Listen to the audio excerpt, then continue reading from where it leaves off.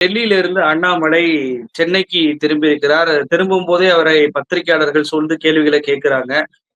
நீங்க அதிமுக கூட்டணியை எதிர்த்துக்கிட்டு இருந்தீங்க. எடப்பாடி பழனிசாமி அமித்ஷாவை போய் சந்திச்சிருக்கிறார். அமித்ஷாவும் ஏறக்குறைய என்டிஏ கூட்டணி ஆட்சியை பிடிக்கும் அப்படின்னு சொல்லிட்டு பதிவு போட்டிருக்கிறார். நீங்க அதிமுகவுல சேர்ந்தா நான் ராஜினாமா பண்ணுவேன்னு சொன்னீங்களே, இப்ப எப்படி பண்றீங்க அப்படின்னு சொல்லி கேட்கும்போது, வருங்காலத்துல நீங்க பாப்பீங்க. நான் சொன்ன சொல் மாறாதவன். நான் என்னுடைய நிலைப்பாட்டை அடிக்கடி மாத்துகிறவன் கிடையாது அப்படின்னு சொல்லி பேசுவதை பார்க்க முடியுது. இன்னொரு பக்கம் மரியாதைக்குரிய எதிர்க்கட்சி தலைவர் திரு எடப்பாடி பழனிசாமி அப்படின்ற அந்த வாசகத்தையும் பேசுவதை பார்க்க முடியுது. ஏன்னா இவர் தான் தற்கூரி கிணத்து தவளை என்றெல்லாம் சொன்னவர். இப்ப அப்படியே மரியாதைக்குரியவர் அப்படின்னு சொல்லி பேசுவதை பார்க்க முடியுது. நான் தொண்டனா கூட பணியாற்ற தயார் அப்படின்றத சொல்றார். இப்படியெல்லாம் அண்ணாமலை பேசிக்கிட்டு இருக்கும்போது இன்னொரு பக்கம் தமிழிசை இன்னைக்கு தமிழக பாஜக தலைவர் புதிய தலைவர் வரப்போகிறார். அது ஆல்ரெடி 6 வருஷம் ஒர்க் பண்ணவங்க கூட மறுபடியும் வரலாம் அப்படின்னு சொல்லிட்டு அவரே தனக்கு தானே தலைவர் பதவி நானும் வரலாம் அப்படின்ற மாதிரி பேசியிருக்கிறார். அண்ணாமலையுடைய அந்த அவ்வளவுதானா அவருடைய சாப்டர் தமிழ்நாடு பாஜக பொறுத்த வரைக்கும் எப்படி பாக்குறீங்க? அண்ணாமலையை பொறுத்தவரை விரக்தியின் விளிம்பில் இருந்து அவர் பேசி கொண்டிருக்கிறார். ஒரு ஜப்பானிய சிறுகதை ஒண்ணு சொல்லுவாங்க, முட்டாள் சாபுரோ அப்படின்னு ஒரு கதை இருக்கு. இந்த சாபுரோவுடைய அப்பா விவசாயம் பண்ணிட்டு இருப்பாரு. ஒரு நாள் சாப்ரோவை கூப்பிட்டு, இனிமேல் நீ தான் எனக்கு விவசாயத்துல உதவி செய்யணும், அதனால தோட்டத்துல இருக்கக்கூடிய உருளைக்கிழங்கெல்லாம் தோண்டி எடுத்து வெயில்ல காய வச்சுட்டு வா அப்படின்னு சொல்லுவாரு. அந்த சாப்ரோவும் போய் தோண்டி எடுப்பாரு. சாப்ரோட்ட ஒரு சிக்கல் என்னன்னா, ஒரு விஷயத்த அவர் ஒரே ஒரு ஆங்கிள் மட்டும்தான் புரிஞ்சுக்குவாரு. தோண்டி எடுக்கணும், வெயில்ல காய வைக்கணும், ஓகே அப்படின்னு சொல்லிட்டு போனவரு தோண்டும் போது ஏதோ ஒரு பானை தட்டுப்பட்டிருக்கு. அந்த பானையில சில விஷயங்கள் இருந்திருக்கிறத அதை காய வச்சிருக்கிறாரு. வீட்டுக்கு அப்பா கிட்ட, என்னப்பா எல்லாத்தையும் பண்ணிட்டேன்னு கேட்கும்போது, பண்ணிட்டேன்ப்பா. உருளைக்கிழங்க காய வச்சிட்டியா? உருளைக்கிழங்கு காய வச்சிட்டியா? நீங்க சொன்ன மாதிரி எல்லாத்தையும் காய வச்சிட்டேன். ஆனா உருளைக்கிழங்கு என்ன சப்பளிஞ்சு போய் கிடக்கு அப்படின்னு. உருளைக்கிழங்கு சப்பளிஞ்சு போய் கிடக்குதா? என்னடா சொல்ற அப்படின்னு சொல்லிட்டு போய் பார்த்தோம் அப்படின்னா, தங்க காசு அது ஒரு புதையல் கிடந்திருக்கு. தங்க காசை பூரா காய வச்சிருக்கிறான். ஊரே அள்ளிட்டு போய்கிட்டு இருக்குது. இவங்க போகும்போது தங்க காசு பூரா மிஸ்ஸிங். நீ இனிமேல் என்ன பண்ணு, தோட்டத்துல என்ன கிடைச்சாலும் அதை ஒரு துணியில கட்டி வீட்டுக்கு எடுத்துட்டு வந்துரு அப்படின்னு சொல்லி இருக்கிறார். மறுநாள் அவர் தோட்டத்துக்கு போகும் பொழுது ஒரு அழுக்கு பூனை ஒண்ணு கிடைச்சிருக்குது. அந்த அழுக்கு பூனை துர்நாற்றம் வீசுவதோட மலத்தோட சேர்த்து கட்டி வீட்டுக்கு வந்துட்டாரு. ஏன்டா இப்படி கொண்டு வர்ற? ஆத்துல கழுவிட்டு வரணும்னு தெரியாதா? ஓகே, இனி எது கிடைச்சாலும் ஆத்துல கழுவிட்டு வரணும். அடுத்து போயிருக்கிறாரு. ஒரு விலை மதிப்பு இல்லாத ஒரு பெரிய மரத்தினுடைய துண்டு கிடைத்திருக்கிறது. அப்பா என்ன சொல்லியிருக்கிறாரு? எது கிடைச்சாலும் ஆத்துல போடணும் அப்படின்னு சொல்லியிருக்காரு. அப்படியே அள்ளி கொண்டு போய் ஆத்துல விட்டுருக்கான். அதை வேடிக்கை பார்த்த பெரியவர் ஒருத்தர், என்னப்பா இப்படி ஆத்துல விடுற? இதெல்லாம் விலை மதிக்க முடியாத பொருள், இதெல்லாம் துண்டு துண்டா வெட்டி வீட்டுக்கு கொண்டு போனோம்னா வீட்டுல பயன்படுத்துவாங்கல்ல. ஓ, அப்ப எது கிடைச்சாலும் வீட்டுக்கு துண்டு துண்டா வெட்டி கொண்டு போகணும். வீட்டுக்கு போயிருக்கிறாரு. வெளிய வாசல்ல ஒரு வெள்ளி கிண்ணம் இருந்திருக்கு. ஆஹா, விலை மதிக்க முடியாத பொருளா இருக்கும் போலயே, வெட்டி கொண்டு போகணும் அப்போ அப்படின்னு சொல்லிட்டு பக்கத்துல இருந்த பாறாங்கல் எடுத்து துண்டு துண்டா உடைச்சு கொண்டு போயிருக்கிறாரு. அம்மா பார்த்துட்டு, என்னடா என்னத்தையும் உடைச்சு கொண்டு வந்திருக்கிற? இது அப்பா அடகு வைக்கிறதுக்காக வச்சிருந்த வெள்ளி கிண்ணம்டா, இதே ஏன்டா உடைச்சு கொண்டு வந்த அப்படின்னா, வெளியே ஒருத்தர் பார்த்தாரு. அவருதான் எல்லாரும் எது கிடைச்சாலும் உடைச்சு கொண்டு போக சொன்னாரு அப்படின்னு சொல்லிட்டு. அண்ணாமலையினுடைய கதை தமிழ்நாட்டுல இதுதான். அமித்ஷா அங்க ஒண்ணு சொல்லுவாரு, இவர் இங்க வேற ஒண்ணு செய்வாரு. அதிமுகவை பழிச்சுக்கிறாங்க, நம்மளுக்கு வாக்கு வங்கிக்கு வேற ஆள் கிடையாது, அவனைதான் நம்ம அரிச்சு வளரணும்ன்றது ஒரே வழி. நம்ம தனியா போய் நம்ம அரசியல பேசணும்னா வளர முடியாது. ஏற்கனவே பாப்பானை போட்டுதான் நம்ம பேக் ஃபயர் ஆகி உட்காந்து ஒன்னே போட்டு பார்ப்பனியத்தை வளர்க்கலாம்னு பார்த்தோம்னா, நீ போய் என்னடா பண்ணி வச்சிருக்கிற அப்படின்னு அமித்ஷா ஏறி அனுப்பி இருக்கிறார். அண்ணாமலை என்ன செய்வது என்றே தெரியாமல். இப்ப கடைசியில அந்த முட்டாள் சாப்பிடுறவ என்ன பண்ணுவாங்க?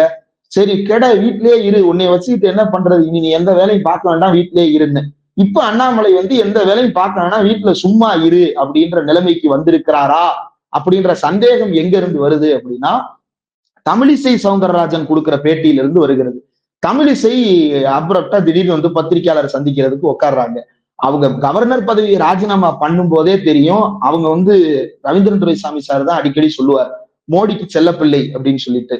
ஒரு செல்லப்பிள்ளை என்னென்னலாம் செய்யுமோ, ஒரு டாட்ஸ் பிரின்சஸா அவங்க என்னென்னலாம் செய்வாங்களோ அது எல்லாத்தையுமே அவங்க செஞ்சுட்டு இருப்பாங்க. ஒரு 2K கிட்டுக்கான மனநிலையில தான் அவங்க பயணிச்சுட்டு இருக்காங்க. ஒரு கவர்னர் பதவி, 2 மாநிலத்தின் கவர்னர் பதவி, அந்த 2 மாநிலம் எப்படிப்பட்ட மாநிலம்? ஒண்ணு தெலுங்கானா, இன்னொன்னு பாண்டிச்சேரி. மிக தீவிரமா அரசியலை அடுத்த கட்டத்திற்கு நகர்த்தக்கூடிய மாநிலங்கள்ல அவங்களுக்கு போஸ்டிங் கொடுத்தா, அதை ராஜினாமா பண்ணிட்டு நான் மறுபடியும் தமிழ்நாட்டுக்கு தலைவராக போறேன்னு சென்னையில அவங்க போட்டிட்டாங்க. சென்னையில போட்டியிடும் போதே தெரியும் இங்க டெபாசிட் தேராதுன்னு. அதே போல தமிழிசை நிலை மாறியது. இப்ப அவங்க என்ன பிரஸ் மீட் கொடுக்குறாங்கன்னா, எல்லா மாநிலத்திலையும் தலைவரை மாத்துறாங்க, அதனால இங்கேயும் தலைவரை அறிவிப்பார்கள் அப்படின்ற தகவலை சொன்னது மட்டும் இல்லாம பத்திரிகையாளர் கேட்கிறாரு, ஏற்கனவே இருந்த தலைவர் திரும்ப வர முடியுமா அப்படின்னு கேட்கிறாரு. அப்ப தமிழிசை வர முடியும் அப்படின்னு சொல்லல, ஒரு கேப் விட்டுட்டு வர முடியும் அப்படின்னு சொன்னாங்க. அப்ப அண்ணாமலைக்கு ஒரு கேப் கொடுக்க போறாங்கன்னு சொல்றாங்களா, அல்லது எனக்கு கேப் கொடுத்துட்டாங்க அதனால நான் திரும்ப வர்றேன்னு சொல்றாங்களா? ரெண்டுக்கும் அர்த்தம் ஒண்ணுதான். அண்ணாமலை அடுத்த தலைவராக இருக்க மாட்டார் அப்படின்ற ஒரு செய்தியை தமிழிசை சவுந்தரராஜன் சொல்றாங்க. ஒரு மாநில கட்சி, வளர விரும்புகின்ற கட்சி எவ்வளவு கட்டுக்கோப்பாக ஒரு மாநிலத்துல பணியாற்றினால் வளர முடியும் அப்படின்றது நமக்கு தெரியும். இந்த கட்சியை பாருங்க, அமித்ஷா எடப்பாடி பழனிசாமியை சந்திக்கிறார். எடப்பாடி தான் வீட்டுல எதிர்த்தாப்புல உட்கார்ந்து இருக்கும் போதுதான் இவர் ட்வீட் போடுறாரு, தேசிய ஜனநாயக கூட்டணி தமிழ்நாட்டில் ஆட்சி அமைக்கும். மறுநாள் பிரஸ் ஒரு பத்திரிகைக்கு பேட்டியும் கொடுக்கிறார் அமித்ஷா. அந்த பேட்டியில எடப்பாடி பழனிசாமியோட கூட்டணி பேச்சுவார்த்தை ஆமா நடத்திட்டு இருக்கிறோம் அப்படின்றதையும் அவர் பதிவு செய்கிறார். அப்போ இதற்கு மேல ஒரு கட்சியின் தலைமை நான் இந்த கட்சியோட கூட்டணியில வைக்க போறேன் அப்படின்றத அறிவிக்க முடியுமான்னா வாய்ப்பே இல்லை. அதுக்கப்புறம் அக்ரிமெண்ட் ஒண்ணுதான் பெண்டிங். அந்த அக்ரிமெண்ட்டுக்குள்ள சில பிரச்சனைகள் வந்தால் பிரிவார்கள், இல்லைன்னா சேருவாங்க அப்படின்னு. இப்படிப்பட்ட ஒரு சூழ்நிலையில ஒரு மாநில தலைமை என்ன செய்யணும்? இப்ப இத அதிமுக நீங்க கத்துக்கலாம். அவங்க டிசைனா டைப்பா நான் பானையை அப்படி சுத்தும் போது நீ இப்படி பூசணும், நான் இப்படி சுத்தும் போது நீ அப்படி பூசணும்னு ஒரு நகைச்சுவை வரும் தெரியுமா, கவுண்டமணி செஞ்சிருக்காங்க. அந்த மாதிரி அதிமுக நாடாளுமன்ற தேர்தலில் தனிச்சு நின்னாங்க. நிக்கும் போதே என்ன சொன்னோம், அதிமுகவிற்கு எப்படியும் டெபாசிட் தேராது அப்படின்னு. அது மட்டும் இல்ல, பல இடங்கள்ல 3வது இடத்துக்கு போனாங்க. உடனே என்ன சொன்னாங்க, அடுத்து நாங்கள் கடந்த காலத்தில் தவறு செய்திருக்கிறோம், இனிமேல் நாங்கள் தவறு செய்ய மாட்டோம், இனி எந்த காலத்திலும் பாஜகவோட கூட்டணி இல்லைன்னு நம்பிக்கையை பெறுவதற்காக மதசார்பற்ற கூட்டணி அமைப்போம்னு பேச விட்டுக்கிட்டு இருந்தாங்க. யார? எடப்பாடி பேசினாரு, ஜெயக்குமார் பேசினாரு, செல்லூர் ராஜு பேசினாரு, ஆனா வேலுமணி பேசல. அது ஏன் அப்படின்ற கதை தனி. இப்ப இவங்க எல்லாம் மதசார்பற்ற கூட்டணி அமைப்போம்னு பேசிக்கிட்டு இருந்தாங்க. அப்படி பேசினவங்க இப்ப இன்னைக்கு பாருங்க, இப்ப ஈயத்தை இப்படி பூசணும், பானையை அப்படி சுத்தியாச்சு முதல்ல, இப்ப இப்படி சுத்தணும். எப்படி சுத்தினாங்க? தமிழ்நாட்டில் திமுக ஆட்சியை அகற்றுவதற்கு நாங்கள் என்ன வேண்டுமானாலும் செய்வோம், கொள்கை வேறு கூட்டணி வேறு அப்படின்றது. இப்ப இதெல்லாம் அவங்க அரசியல்ல நீண்ட கால அனுபவத்துல கத்துக்கிறாங்க. அண்ணாமலை திடீரென்று ஒரு நாள் 2020 கட்சியில சேர்றாரு, 21 தலைவர் ஆகிறாரு. 4 வருஷமா அவரு தலைமை பதவி தொடர்ந்து ஒரு தலைவர் பதவியில கண்டினியூ ஆகிட்டு இருக்கிறாரு. அப்படின்ற இடத்துல இருந்து யோசித்து பார்த்தால் அண்ணாமலை எந்த அரசியல் அனுபவமும் இல்லாமல் என்ன பேசுறதுன்னு தெரியாம இன்னைக்கு உளறிக்கிட்டு இருக்கிறாரு அப்படின்றதுதான். அவர் பேசுனதை மொத்தமா நீங்க டெக்ஸ்டா மாத்தி பாருங்களேன். அங்கதான் ஒரு கேள்வி வருது. அதை அவரே சொல்றாரு. என்னன்னா, இப்ப 2026 தேர்தல் என்பது மிக முக்கியமான தேர்தல். ஒரு மாநில தலைவர் என்பவர் தன்னை முதலமைச்சராக ப்ரொஜெக்ட் பண்ணதான் நினைப்பாரு. ஏன்னா அண்ணாமலை இதற்கு முன்னாடி 2024 போட்டியிட சொல்லும் போதே நான் டெல்லிக்கு போகலாம் விரும்பல, நான் இங்கேதான் இருக்க விரும்புறேன் அப்படின்னு சொல்லி தான் ஒரு எம்எல்ஏ ஆகணும் அப்படின்றதா அவருக்கு மிகப்பெரிய ஒரு ஆசையாகவே வெளிப்படுத்தினார். இப்ப அவரே என்ன சொல்றாரு அப்படின்னா, எனக்கு கொஞ்சம் வாய் அதிகம், என் வாயாலதான் நிறைய பிரச்சனைகள் வந்துருச்சு அப்படின்ற வார்த்தையை பயன்படுத்துறாரு. அப்போ அதிமுகவை தேவையில்லாம நான் வாயை விட்டு மாட்டிக்கிட்டேன், இப்ப என்னுடைய மாநில தலைவர் பதவியே போக போகுது அப்படின்ற அந்த விரக்தியை காமிக்கிறாரு. அவர் மாநில தலைவர் பதவி ஆசை இல்லைன்றாரு, ஆனா அந்த ஆசையோட வெளிப்பாடுதான் என்னோட வாயால அப்படி கட்டுப்பட்டேன் அப்படின்னு சொல்லிட்டு சொல்றாரா? எப்படி புரிஞ்சுக்கிறாரு? இல்ல, மாநில தலைவர் பதவிக்கு ஆசை இல்லை அப்படின்னா அவர் அமைதியா இருக்கணும். ஒரு கட்சியின் முடிவு என்பது தலைமை எடுக்கணும். இப்ப மாநில கட்சியினுடைய தலைவர்கள் மாநில கட்சி இப்ப திமுக அப்படின்னா அதுல முதலமைச்சர் மு க ஸ்டாலின் திமுக தலைவராக எடுக்கிற முடிவு தான் இறுதியான முடிவு. அந்த கட்சியில் இருக்கக்கூடிய அத்தனை பேரும் அந்த முடிவுக்கு கட்டுப்பட்டவர்கள். முடிவு எடுக்கின்ற வரைக்கும் மாற்று கருத்துக்களை அவர்கள் பேசிக் கொண்டிருக்கலாம், தலைவரிடம் தெரிவிக்கலாம். ஆனால் முடிவு எடுக்கப்பட்ட பிறகு அந்த தலைவர் சொன்ன சொல்படி நடப்பதுதான் ஒரு கட்சிக்கு அழகு. தமிழ்நாட்டை பொறுத்த வரைக்கும் இப்ப திமுக, அதிமுக மாநில கட்சிகள் அவங்க தலைமை கட்டுப்பட்டு நடக்கிறாங்க. அதே சமயத்துல பாஜகவோ காங்கிரஸோ அப்படி அல்ல. தலைமை எடுக்கிற முடிவுக்கு தான் இங்க அவங்க கட்டுப்பட்டு ஆகணும். காங்கிரஸ் கட்சியை பாருங்க, தலைமை எடுக்கின்ற முடிவுக்கு எவ்வளவு தெளிவான சிந்தனை நீரோட்டத்தோட அவங்க முடிவு எடுக்கிறாங்க. இடையில பேசுவாங்க, நாங்கள் தனியாக நிற்கிற ஆசை எங்களுக்கு இல்லையான்னு. ஆனா தலைமை சொல்லிருச்சு அப்படின்னா அதுக்கப்புறம் அவங்க ட்ராக்கை கிளியர் பண்ணிட்டு நீட்டா அவங்க தலைமையினுடைய லைன்ல போவாங்க. இவரை பொறுத்த வரைக்கும் இவர் தலைமைக்கு கட்டுப்பட்டவரா இருக்கிறாரா இல்லையா, அல்லது இவர் மாநிலத்துக்கு தலைமையேற்று வேற ஒண்ணு செய்யணும்னு நினைக்கிறாரா அப்படின்னு எதுவுமே தெரியாது. நீங்க அவர் பேசின ஸ்பீச்சை டெக்ஸ்டா மாத்தி காம்பிரியன் பண்ணி பாருங்க.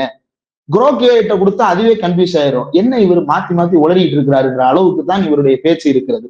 ஒண்ணு அதிமுக கூட்டணின்றதை ஒத்துக்கணும், இல்லைன்னா இல்லைன்னு சொல்லணும். இப்ப இன்னைக்கு அவர் பேசும்போது அதிமுகவுடன் எதிர்காலத்தில் கூட்டணி கிடையாது அப்படின்னு அவர் சொல்றாரா அப்படின்னா அதை சொல்ல மாட்டாரு.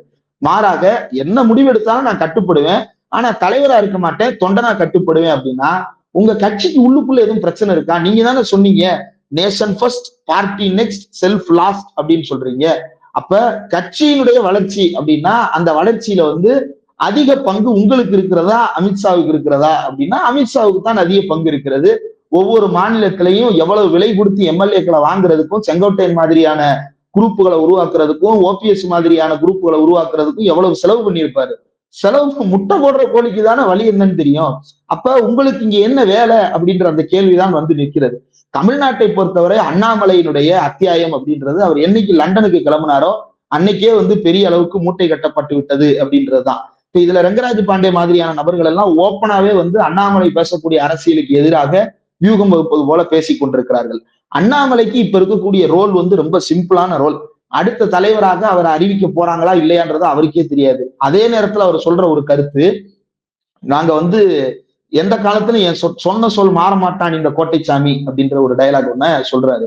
இப்ப தலைகீழாகத்தான் குதிப்பேன் அப்படின்னு குதிக்க போறாரா அப்படின்னா அவரே கடந்த காலத்தில் மாத்தி மாத்தி நிறைய பேசி இருக்கார்.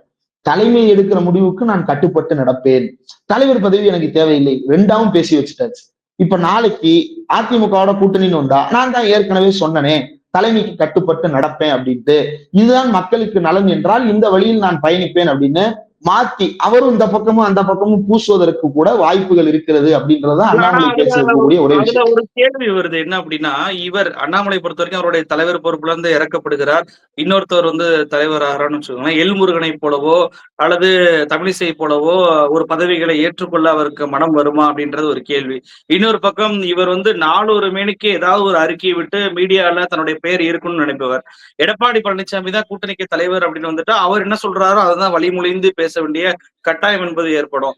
அப்போ அறிக்கைகளும் விட முடியாது. எடப்பாடி பழனிசாமி அவர்களே புகழ் பாடணும் அப்படின்ற நிலைமை வரும்போது அவர் பிஜேபியில இருப்பாரா இல்ல தனியா எதுவும் கட்சி ஆரம்பிப்பாரா? ஏன்னா அவருக்கு கட்சியை தாண்டி அவருடைய முகத்திற்கென்று ஒரு ரசிகர் கூட்டத்தை உருவாக்கி இருக்கிறார் பிஜேபியில அப்படின்றதான் கமெண்ட்ஸ்ல எல்லாம் பார்க்க முடியுது. தமிழிசைக்கு எதிராகவே அவங்க எழுதுறத பார்க்க முடியுது. அப்படி இருக்கும்போது தனி கட்சி அவர் தூங்குவதற்கான வாய்ப்பு இருக்கா? இல்ல எல்முருகன் தமிழிசை போல இன்னொரு பதவியை வாங்கிட்டு போயிருவாரா? இல்ல எடப்பாடி பழனிசாமி கீழே பயணக்கூடிய நிலைமை வருமா? இல்ல பாஜகவை பொறுத்தவரையில இந்த மாதிரியான விஷயங்களை வந்து அவர்கள் அனுமதிக்கிறார்களா? தன் கட்சியிலிருந்து அதுவும் தமிழ்நாடு மாதிரியான ஒரு மாநிலத்துல தலைவராக இருக்கக்கூடிய ஒருத்தர் வெளியே போய் தனி கட்சி ஆரம்பிக்கிற அளவுக்கு அவங்க விடுவாங்களா அப்படின்னா அதற்கு வாய்ப்புகள் பெரும்பாலும் குறைவு. ஏன் அப்படின்னா இவரை தேர்ந்தெடுத்ததே இவருக்கு பின்னால் இருக்கக்கூடிய சாதியின் பலத்தை கருதிதான் இவரை தேர்ந்தெடுக்கிறாங்க. எடப்பாடி பழனிசாமியினுடைய செல்வாக்கை குறைப்பதற்கு அதே சமூகத்திலிருந்து பலரை முன்னிறுத்த வேண்டும். அப்ப அந்த வரிசையில தான் எஸ்பி வேலுமணியை ப்ரொஜெக்ட் பண்றது, தங்கமணியை ப்ரொஜெக்ட் பண்றது, செங்கோட்டையனை தனியா தூண்டி விடுறது, அண்ணாமலை தலைவராக்குவது அப்படின்னு பல பேரை உருவாக்குவது. அப்ப எடப்பாடின்ற சிங்கிள் பாக்கெட்டா அந்த சமூகத்தின் வாக்குகள் இல்லாம அதை வந்து மல்டி பாக்கெட்ஸா உடைச்சு விடுறதன் மூலமாக எடப்பாடியின் செல்வாக்கை இறக்குவது அப்படின்றதுதான் பாஜகவினுடைய திட்டம். இப்ப உண்மையில் அந்த திட்டத்துல ஸ்டிக் ஆன் பண்ணி போறாங்க அப்படின்னா இவரை நிச்சயமாக தனிக்கட்சி ஆரம்பிக்க அவருடைய தேசிய தலைமை அனுமதிக்க போறது கிடையாது. இவர் வேண்டுமானால் தான் தோன்றித்தனமாக ஏதோ ஒன்றை செய்து கொண்டிருக்கலாம். ஆனா இவர் அப்படி செய்வதாக இருந்தாலும் கூட அதற்கு எந்த விதமான ஆதரவும் கிடைக்காது. அவர் எப்படி ஆரம்பிக்கலாம் அப்படின்னா இப்ப நீங்க அந்த அந்நியன் படத்துல பாத்தீங்க அப்படின்னா ஒரு வெப்சைட் ஒண்ணு ஆரம்பிச்சு அந்நியன் வந்து பல பேரை வந்து காவு வாங்கிட்டு இருப்பாரு. அந்நியனாவது ஏதோ ஒரு இடத்துல காவு வாங்குற மாதிரி காட்டுவாங்க. இவர் வந்து வெப்சைட் வேணா நடத்தலாம். அண்ணாமலை ஃபேன் பேஜ் ஏற்கனவே 10-12 பேஜ் வச்சிருக்காங்க. ஃபேஸ்புக், யூடியூப், இன்ஸ்டாகிராம், எக்ஸ் அப்படின்னு பல இடங்கள்ல பேஜ் வச்சிருக்காங்க.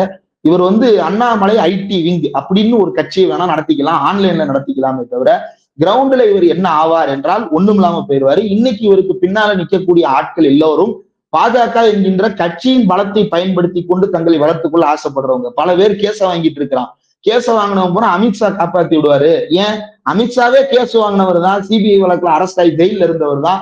அவரே ரிலீஸ் ஆகி இன்னைக்கு ஹோம் மினிஸ்டர் ஆகும் பொழுது நம்ம ஒரு டொமஸ்டிக் வயலன்ஸ் கேஸ்ல மாட்டினவன் நம்மளுக்கு ஒரு பதவி கொடுக்க மாட்டாங்களா அப்படின்னு அவரை சுத்தி இருக்கிறவங்க கூட அமித்ஷாவை நம்பிதான் கூட இருக்கிறாங்களே தவிர அண்ணாமலை நம்பி கூட இல்ல. ஏன்னா இவர் வந்து இந்தியன் போலீஸ் சர்வீஸ்ல இருந்து வெளியே வரும் பொழுதே இந்தியன் புழுகுனி சர்வீஸா மாறி இருக்காரு. இந்த புழுகுனி சர்வீஸுக்கு பின்னால் அவர்கள் போக வேண்டிய அவசியம் இல்லை. பாஜகவின் பின்னால்தான் நிக்க போறாங்க. அப்ப இவருக்கு இப்போது இருப்பதாக தெரிகின்ற ஆதரவு எல்லாமே இவர் பாஜகவிலிருந்து வெளியேறினாலோ அல்லது தலைவர் பதவியிலிருந்து இறங்கினாலோ இம்மிடியட்டா காலியாயிரும். ஒண்ணும் இல்ல, தமிழிசை சவுந்தரராஜன் இருக்கும் பொழுது பாருங்க அவ்வளவு பேர் தமிழிசை தமிழிசை தமிழிசைன்னு பேசிக்கிட்டே இருப்பாங்க. அதுக்கப்புறம் தமிழிசை வெளியே போயிட்டா அப்பாடா இனி நம்ம ஒரு கோஷ்டியை ஃபார்ம் பண்ணுவோம்னு புது கோஷ்டி வரும். இப்படி புது புது கோஷ்டிகளை வைத்து புது புது கரகாட்டத்தை காட்டுவார்களே தவிர இவர்களால் வளர்க்கப்பட போவது இல்லை. இதுல பெரிய இழப்பு யாருக்கு அப்படின்னா தமிழ்நாட்டு மக்களுக்கு ஒரு பெரிய என்ஜாய்மெண்ட் மிஸ் ஆகுது. அதாவது குர்பானி கிடைக்கும் குர்பானி கிடைக்கும்ன்ற வரைக்கும் தான் ஒரு ஆசை இருக்கும். குர்பானி வந்துருச்சுன்னா சே சாப்பிட்டு முடிச்சிட்டோமே நீ அடுத்து என்ன பண்ண போறோம் அப்படின்னு தெரியாது. இப்ப இந்த குர்பானிக்காக மக்கள் காத்திருக்கிறார்கள். என்னைக்கு குர்பானி கொடுக்க போறாங்கன்னு தெரியல. இல்ல நீங்க எப்படி சொல்றீங்க? ஆனா அண்ணாமலை இருப்பதனாலதான் பிஜேபி இவ்வளவு தூரம் வளர்ந்திருக்கு. அண்ணாமலை இல்ல அப்படின்னா மறுபடியும் நோட்டா கூட போட்டி கூட கட்சியா மாறிரும் அப்படின்னு சொல்லிட்டு அவங்க தொண்டர்களை எழுதுவதை பார்க்க முடியுது. இல்ல இன்னைக்கு இருக்கக்கூடிய ஒரு கிளைமேட் என்ன அப்படின்னா அதிமுக களத்துல தங்களுடைய பலத்தை நிரூபிப்பதற்கு தயாராகவே இல்லாத ஒரு நிலையில இருக்கிறாங்க. காரணம் பல்வேறு வழக்குகள். அப்போ ஒரு கேப்ல வந்திருக்கிறதே தவிர கட்சியா அமைப்பா அவர்கள் வளர்ந்திருக்கிறார்களா அப்படின்னா அப்படி ஒன்றும் கிடையாது. அப்படியான ஒரு தோற்றத்தை சமூக வலைதளத்தில் உருவாக்கி இருக்கிறார்களே தவிர களத்துல இன்றைக்கும் திமுக அதிமுக தான் வலுவாக இருக்கிறது. அவர் திமுக தன்னுடைய பலத்தை தொடர்ந்து நிரூபிக்கிறது. அதிமுக தன்னுடைய கட்சி கட்டமைப்பை இன்னும் பயன்படுத்தக்கூடிய இடத்திற்கே வரவில்லை. அது அடுத்த சட்டமன்ற தேர்தலுக்காக ரிசர்வ் பண்ணி வச்சிருக்காங்க. அவங்களுடைய ஃபண்ட்ல இருந்து அவங்களுடைய ஸ்ட்ரென்த்ல இருந்து எல்லாத்தையும் ரிசர்வ் பண்ணி வச்சிருக்காங்கன்னு தான் புரிஞ்சுவிட முடியுது. ஆனா அண்ணாமலை கிடைக்கக்கூடிய இந்த ப்ரொஜெக்ஷன் அப்படின்றது சமூக வலைதளத்தின் மூலமா இப்ப பாஜகவுல ராஜா விட வலிமையான ஒரு பேச்சாளர் அவங்களுக்கு கிடப்பாங்களா? இப்ப அப்படி ஒருத்தர் இருக்கதானே செய்யறாரு. அப்ப அவங்களுக்கு மாறி மாறி பேசுவதற்கும் சோசியல் மீடியாவை மெயின்டைன் பண்றதுக்கும் இன்னைக்கு அவங்களுக்கு நிறைய வழிமுறைகள் இருக்கிறது. அண்ணாமலை சோசியல் மீடியால கட்சியை வளர்த்திருக்கிறாரு. 10-15 ஃபேக் ஐடிஸை வச்சு தன்னை ப்ரொமோட் பண்ணிட்டு இருக்கிறாரே தவிர கட்சியா வளர்ந்திருக்குதா அப்படின்னா கட்சியா அது வளரல. இன்றைக்கும் அது பெரிய தொய்வில் தான் இருக்கிறது. அண்ணாமலைன்ற அந்த ரூட்டை கட் பண்ணிட்டோம் அப்படின்னா கீழே இருக்கக்கூடிய சேனல் பூரா டிஸ்கனெக்ட் ஆயிரும். அப்ப அந்த சேனல் என்ன ஆகும் அப்படின்னா வெவ்வேறு இடங்களுக்கு போய் சேரும். ஏன் அவங்க எல்லாம் வெவ்வேறு இடங்களுக்கு போவாங்கன்னா திமுகலயோ அதிமுகலயோ டைரக்டா போஸ்டிங் வாங்க முடியாதவங்க எல்லாம் இங்க போனோம்னா போன உடனே ஒரு துணைத் தலைவர் பதவியை கொடுத்துருவானுங்க. ஒரு 4 வருஷம் போஸ்டரை ஒட்டி ஊருக்குள்ள பேரை பிரபலப்படுத்திக்கிட்டோம்னா அடுத்து அதிமுக போய் ஒரு கவுன்சிலர் சீட்டு கேட்கலாம், திமுக போய் ஒரு பொறுப்பு கேட்கலாம், அல்லது தாவேக்கால போய் ஏதோ ஒரு பதவி வாங்கலாம் அப்படின்னு சொல்லிட்டு அந்த ஆசையில வந்தவன் தான் அதிகமா இருப்பான். அவன் பூரா கட்டாயி வெவ்வேறு இடங்களுக்கு போய் மறுபடியும் அவன் எங்கெங்கிருந்து வந்தானா அங்கங்க போய் செட்டில் ஆக ஆரம்பிச்சிருவான். அண்ணாமலை என்பவர் தனித்து விடப்பட்ட முட்டாள் சாப்ரோவை தான் சுத்தி கொண்டிருக்க வேண்டிய நிலைமை இருக்கு. கட்சி வளர்ந்திருக்கிறதா அப்படின்னா RSS வேலை பார்த்து கொண்டிருக்கிறது சமூக தளத்தில். ஆனால் அது ஓட்டாக மாறி இருக்கிறதா அப்படின்னா இன்னும் அப்படி மாறவில்லை. அப்போ அண்ணாமலை போல இனி ஒரு தனிநபர் அதிகமாக வாய் பேசினால் அரசியல் அடையாளம் இன்றி போவார் அப்படின்றதுக்கு அண்ணாமலையே ஒரு சாட்சியா மாறி இருக்கிறார் அப்படின்னு சொல்லி பார்க்கலாமா தமிழ்நாட்டு அரசியலை பொறுத்த வரைக்கும்? அண்ணாமலையை போல அப்படின்றது எப்படி புரிஞ்சுக்கிறதுன்னு எனக்கு தெரியல. அண்ணாமலை பேசுகின்ற பேச்சுக்கள் அதாவது இந்த தைரியம் உண்மையிலேயே பாராட்டணும். பொய் சொல்றோம்னு தெரிஞ்சிருச்சு. எக்ஸல் சீட்டை தான் இப்ப நான் ஒரு ஆதாரம் காட்டுறேன் அப்படின்னா அது பார்லிமெண்ட்ல இருந்து ஒரு ஆதாரத்தை காட்டுறேன்னா அந்த கேள்வி யாரு கேட்டது, அந்த பதில் யாரு கொடுத்தது, அது என்ன தேதியில வந்ததுன்னா அந்த டாக்குமெண்ட்டை கொடுக்கணும். நான் ஒரு டைரி வச்சிருப்பேன். அந்த டைரியில நான் என்னன்னாலும் எழுதியிருப்பேன். அது ஆதாரம் கிடையாது, அது என்னுடைய குறிப்புகள். இப்ப அண்ணாமலை தன்னுடைய குறிப்புகளே ஆதாரமாக நம்பி வாழுகிறார். நேற்று மகாத்மா காந்தி ஊரக வேலையுறவு திட்டத்தில் கூட அப்படி ஒண்ணு உருட்டி விட்டுருக்கிறாரு. 4 நாளைக்கு முன்னாடியே இந்து பேப்பருக்காரன் இந்த பொய்யை பார்லிமெண்ட்டை வச்சு அம்பலப்படுத்தி எழுதிட்டான். இப்ப இந்த அளவுக்குதான் அண்ணாமலையினுடைய புழுகுனித்தனம் இருக்கிறது. இந்த புழுகுனித்தனத்துக்கு நிகரான இன்னொரு புழுகுனித்தனத்தை உருவாக்குவது அப்படின்றது ரொம்ப கஷ்டமான ஒரு காரியமாக பாஜகவுக்கு இருக்கும் நினைக்கிறேன். இப்படி பொய்களையும் இப்படியான ஒரு வதந்திகளையும் மக்கள் இனிமேல் ரொம்ப மிஸ் பண்ணுவாங்க. நிகழ்ச்சியில் கலந்து கொண்டு பல்வேறு தகவல்களை நம்ம நேரிட்ட பகிர்ந்துட்டீங்க. ரொம்ப நன்றி. நன்றி.